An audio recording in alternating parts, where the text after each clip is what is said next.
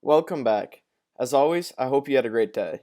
Today, the market had a choppy day of trading, as the market started positive, briefly turned negative, and remained positive for the majority of the day before ending in the red during the final moments of trading. The S&P 500 ended the day down 0.21%, while the Dow ended down an even worse 0.58%, and the Nasdaq ended down 0.46%. The market started in the green due to positive news coming from the Labor Department, which said Thursday that another 2.1 million Americans filed for unemployment benefits last week. That's more than the Dow Jones estimate of 2.05 million. Regardless, investors were pleased as continuing claims, which acts as a better unemployment gauge, fell by nearly 4 million and was the first decline in continuing claims since the coronavirus outbreak. The market turned negative at the end of trading due to President Trump announcing that he would be having a press conference on Friday regarding China. Trump's announcement came after China's National People's Congress approved a national security bill for Hong Kong. The bill will bypass Hong Kong's legislature, raising concerns over the longevity of Hong Kong's, quote, one party, two systems principle, which allows additional freedoms mainland China does not have. After hours, President Trump continued to have his name in the news, announcing that he signed an executive order which aims to crack down on social media sites. The move was widely seen by critics as retaliation against Twitter's decision to place fact-checking labels on the president's tweets.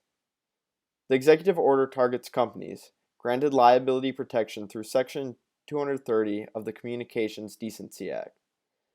Under the statute, large social media companies cannot be sued for much of the content posted by others using their sites.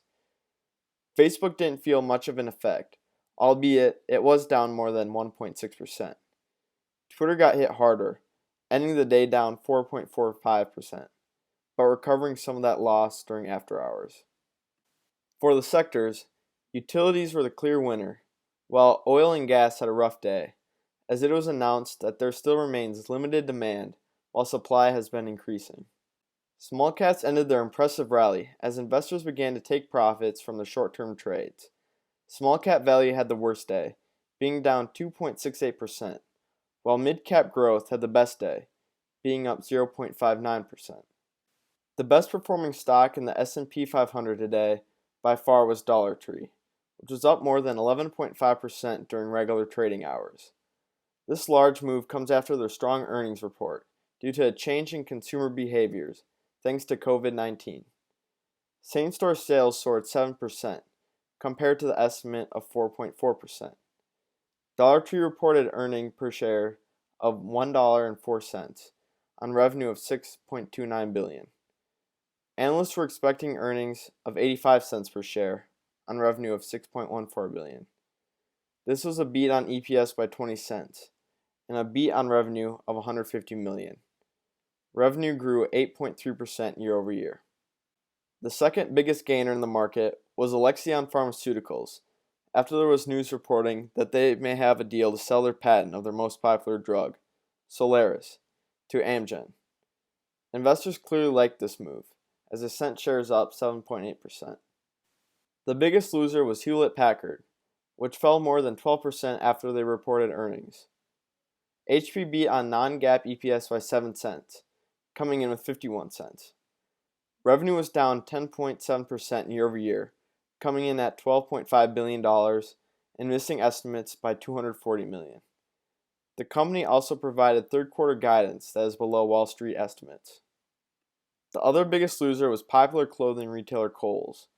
Kohl's fell nearly 10% as investors began to take profits after Kohl's nice run over the past week. Getting into earnings, we start with Salesforce.com, ticker symbol CRM, which is an American cloud-based software company that provides customer relationship management service and also sells a complementary suite of enterprise applications focused on customer service, marketing automation, analytics, and application development. Salesforce beat on both EPS and revenue estimates, coming in with an EPS of 70 cents, beating estimates by 1 cent.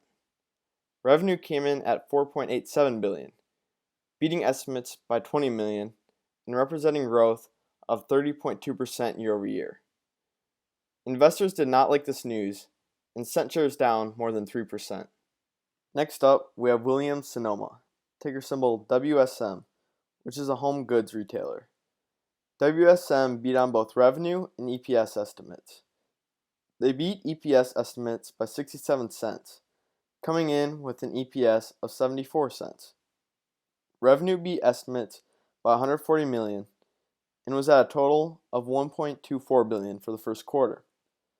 The retailer said it had 2.6% growth in comparable brand revenue and stated that it had a solid liquidity position, strengthened by over $860 million in cash.